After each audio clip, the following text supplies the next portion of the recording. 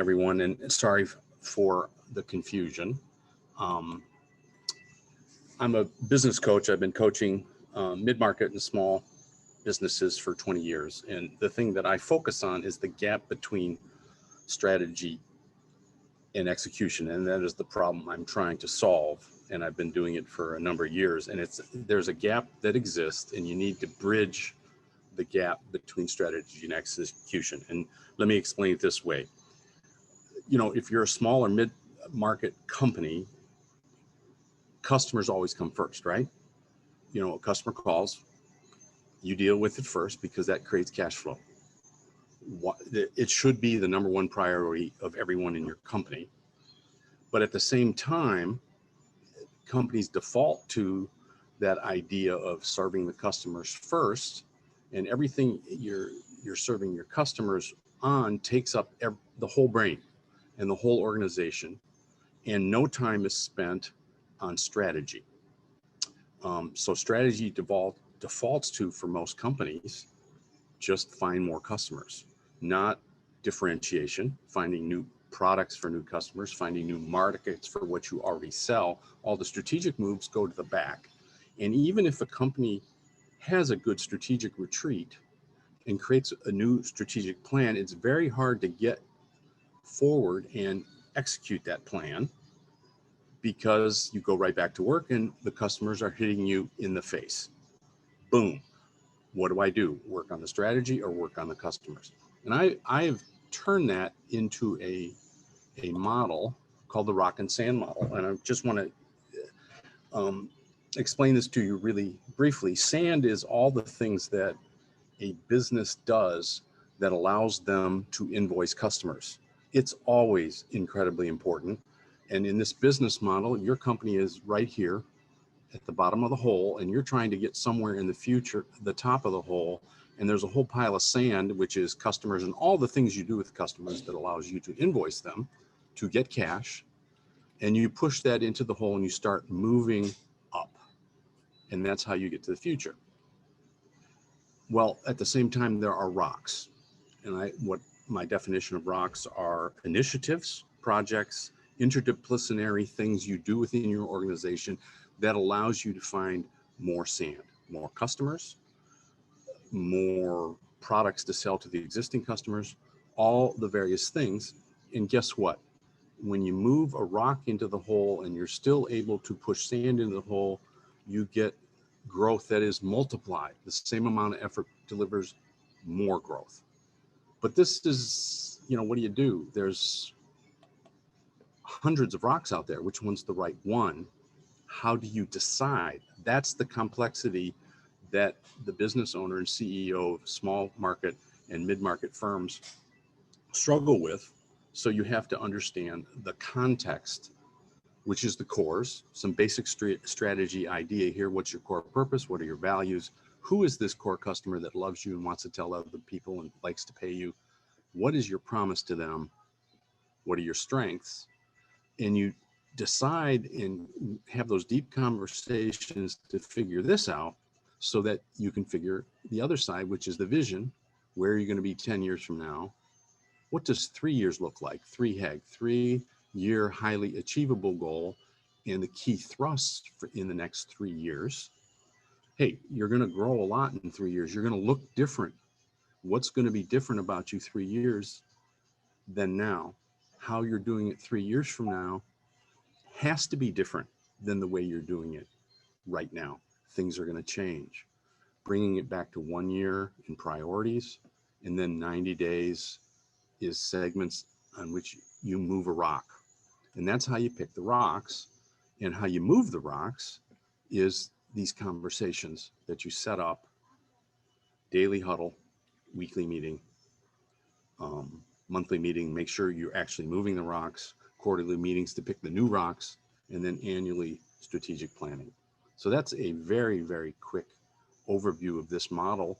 It works. It catches the attention of CEOs. CEOs tend to do the aha moment when they see this picture. I'm not working on rocks. We're only working on sand. I better get busy and focused on rocks. Or they're sometimes going, I'm working on rocks and I don't have any sand. I got to find both and work on both and make sure we get to it. But the idea of serving customers pushes those rocks to the back of everyone's brain, and you've got to find a way to bring them to the front of the brain. So that's where I'm working with all of my clients. I've written a book called Rock and Sand, and I do coaching. And now I've started offering classes in this online school of rock and sand. And that's what I've developed. And now I have a hybrid where people are taking classes and coaching at the same time. The cost of getting this important type of coaching has been reduced dramatically. CEOs, business owners are getting focused on the true complexities of growth and dealing with those things in a cost-effective, do-it-yourself, self-paced way of working. These are links for the book at Amazon. Rock and Sand is my website, my coaching practice. The School of Rock and Sand is the thing that I'm presenting here today. Is I have a school that has classes that you can actually use to facilitate the creation of your strategic plan, and then a series of other classes about all those things that after you create a plan, you figure out these are the things that are getting in the way of moving your plan. You don't have the talented people, you don't lead well, cash flow blows. Think of all the things that get in the way. You're not thinking about systems. There's classes geared for that CEO who wants to do it themselves, or that's all they can afford, moves forward. You know, my goal is at this time next year to have 100 plus subscribers to the School of Rock and Sand. I'm looking to meet business owners who understand this challenge. I got to move rocks, I got to move sand. They're struggling with it. I'm also looking to meet networks of business owners who don't get exposed to this type of program. Right now, we are trying a pilot program with the Albuquerque Hispano Chamber of Commerce, and the pilot has worked well, and now they're going to be offering the school to the Hispano Chamber of New Mexico as their in-house business education school for all of their members. So those are the types of groups I'm looking to meet. I'm looking to meet business owners directly, coaches who are reaching business owners and could use the school to help build their business, and then organizations of business owners, whether that's a manufacturer who has a bunch of manufacturers reps that they want to be better at running their business, chambers of commerce. I'm talking to a franchise organization. I'm talking to the Barrett School of Banking because all their community bankers need to learn this thing. So Josh said to be quick. That's about all I can tell you in the time he's given me, but I'm interested in hearing your questions and hearing your advice on how I can take this forward into the world. Thank you. Awesome. Thanks for sharing, Michael. And you're definitely a man after my own heart with the big rocks and the core values, and really defining mission, values, all those things that we tend to overlook. So thank you so much for sharing that. If you don't mind, can I just go back to this picture to have people look at this? Good. Absolutely. Go ahead. Eric wants to know, is this one-on-one coaching, or do you also teach in groups? I do both, and the hybrid model lends to that. Generally, most of my practice up until the past year and a half have been me with the CEO and his leadership team. So I would meet with them for a 2-day retreat. We'd knock out the rock and sand model. So we have a strategic plan laying out the next 10 years, 3 years, 1 year, 90 days. And then every quarter come back with the leadership team and set the next rocks. And then deal with all these other things that we find out are preventing them or making it difficult to move the strategic plan forward.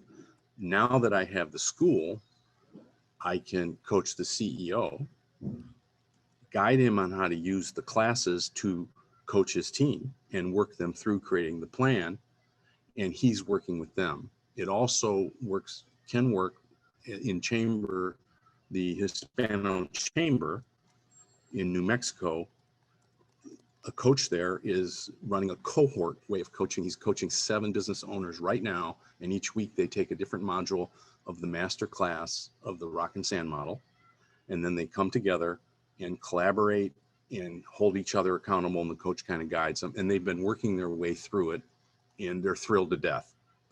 So there's a lot of options here. Maybe I'm talking about that just a little bit too much detail, but yes, coaching tends to be me and the CEO and his team, but there is cohort format that we can do with the school. And then there's do-it-yourselfer with the school, and something I call ride-along coaching, where I'm just talking to that CEO and making sure he's doing it right. And guess what? They're doing it right. I'm just pretty much saying, attaboy, you got that right. There's a little tweak here, and they're thrilled because they are in control of creating their strategic plan.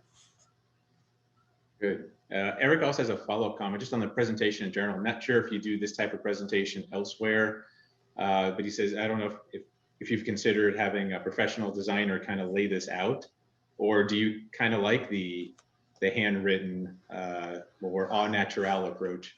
Well, you might not believe this, but this picture is actually an enhanced picture.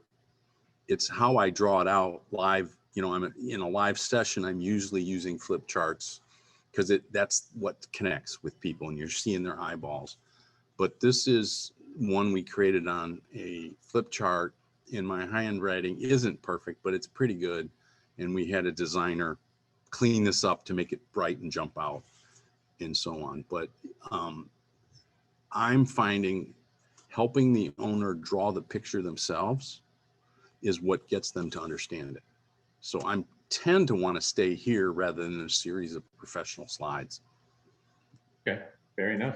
Denny says, great presentation. Interesting way of looking at the biggest problems facing most organizations.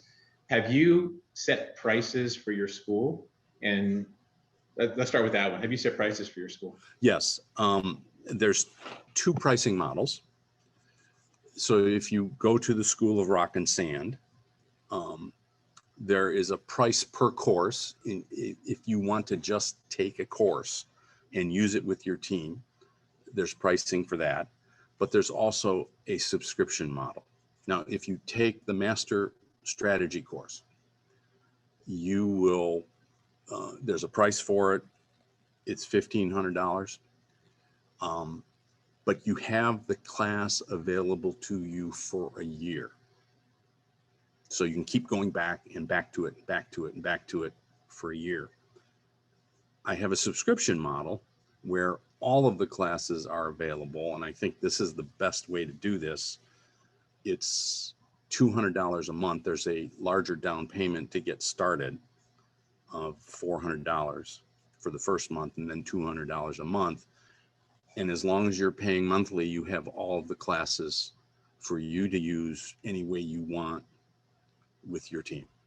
So you'll get the talent development class, the leadership class. I know it sounds like I'm trying to sell the Ginzu knives here, but it really seems to be the way you should get this, because creating the strategic plan is incredibly important, but then all these things get in the way. You find out your talent's not strong enough. Certain people aren't leading well enough, cash flow, so on. Yep, absolutely. And Denny also wants to know, what is your exit strategy? I guess the bigger, longer term goal beyond just the first 100. Well, I would like, 100 people subscribing takes me a long way.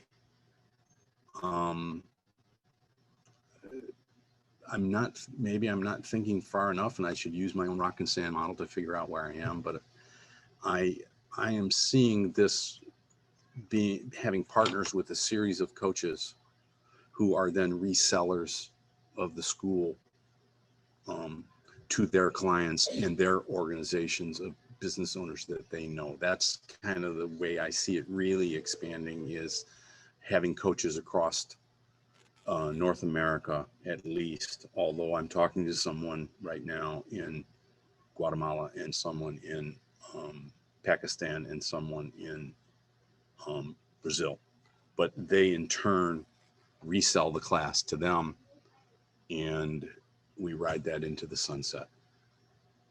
Got it. Eric wants to know, how do you find your clients now, currently?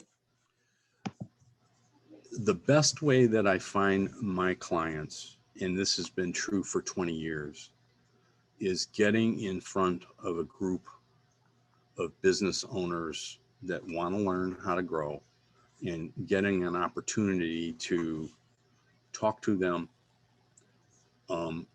and show them that I have the knowledge and the ability to connect. So short presentations to groups of business owners. I would take maybe what I've just presented here to you into maybe a 20-minute presentation at a lunch meeting or breakfast meeting like that. But the channel to customers for me, clients, the prospects, is organizations of business owners, and getting involved with them and connecting with them and then speaking to them, and then, this guy makes sense. I should talk to him. I just did that about a month ago in St. Louis with a business networking group, and I have about 5 clients that I'm working through the funnel that I'm going to do direct coaching with. Nice, nice. That's usually been the best way. It's People want to know, if you're a coach, that you know what you're talking about. So coaches need an opportunity to get in front of them and say, hey, this makes sense. And usually if I can sit down, even one-on-one with a business owner, if I sit down with them and a piece of paper between me and them, and I draw this picture out, the light bulb will go on that they're ignoring something, and we can figure out what is the starting point for you. Whether it's core customer and brand promise, that's where you have some of this already made out. We find a way to start with you where you're ready to start, not where I think you should start. Makes sense. I have to ask you though, why you? And I'll put 2 subparts on that. Why do you care so much about this, and why are you the right person to help folks in this area? Well, the feedback that I get from my clients on this, and I'm a teacher at heart. I started life as an adult as a high school teacher, and I am motivated by seeing the light bulb go off above your head. And I might not even get excited about it in front of you, but that's the reward I'm looking for is, hey, he got that, and now he knows what to do. So my coaching style is, let's teach the concept that you need to know. Now let's dig into it, and how do we apply this to you? Not do it my way. It's not, I don't come in and say Synk's way is the way to do it. No, here's what you need to understand. What don't you have in place? Now, how do we figure that out? And I help them sort out that complexity. Back when I was a teacher, I was also a high school coach, track, among other sports. And as a track coach, some coaches don't understand that they can't run in the race for their team. Okay. And there are business coaches. I think the thing that differentiates me is that I'm particularly other-centered. It's not about me. I acknowledge that my clients are pretty smart. It's just that they might not know some certain things to be able to figure out what to do. I think my clients are smart enough to figure out what to do. I'm not selling a exact formula that's duplicated. I'm selling or helping people understand how things work in the strategy world. Now let's apply it to you. And you and your team are probably smart enough to figure this out. So let's do that, and let me guide you on that. And then eventually you're probably not going to need me anymore. Perfect. So that's the idea, right? Of any coach, kind of work yourself out of it. That's it. But it's, I do not to disparage some of my peers, but some people are coaching clients for like 10 years. And I'm like, haven't they learned anything in 10 years with you? It's like they need to move on. And to me, maybe that's that high school teacher thing. Every class graduates, right? Or every class moves on to the next year. That's part and parcel of who I am.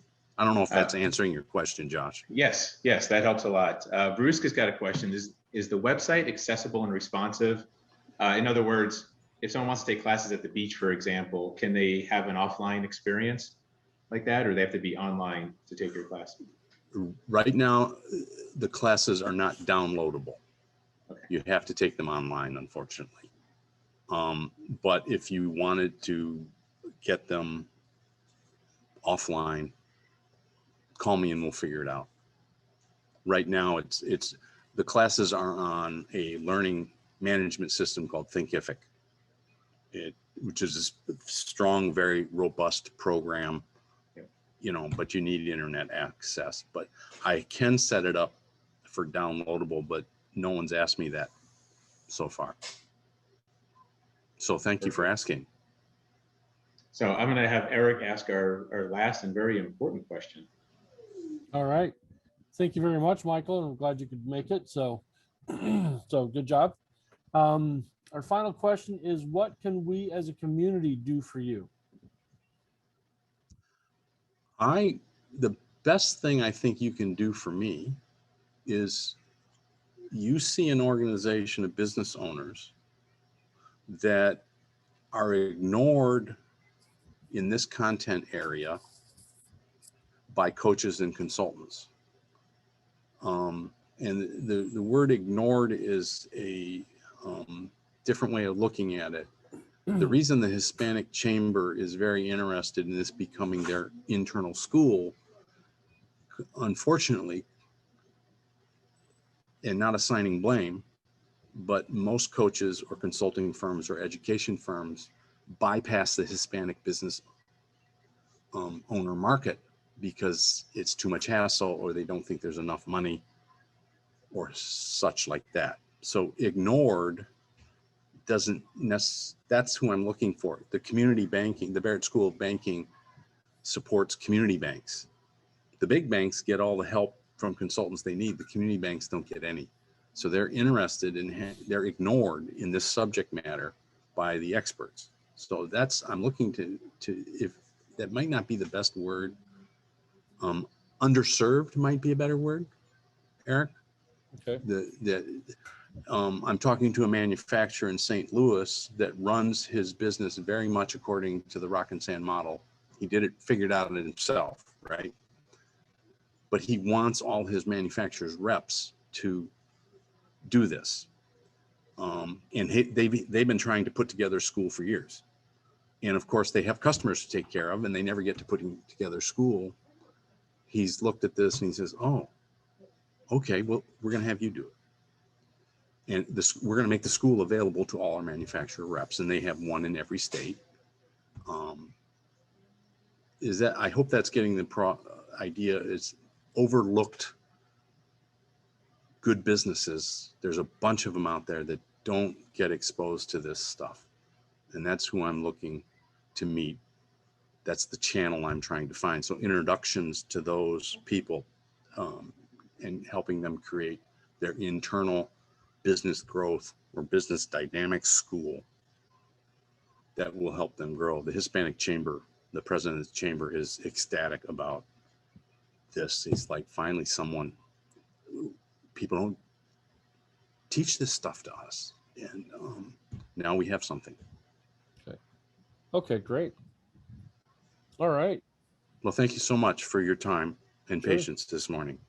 Sure. Thank you. Is there anything I can do for you guys? You know what? We're going to have a question that might that cover that. We're going to do a couple of discussion questions.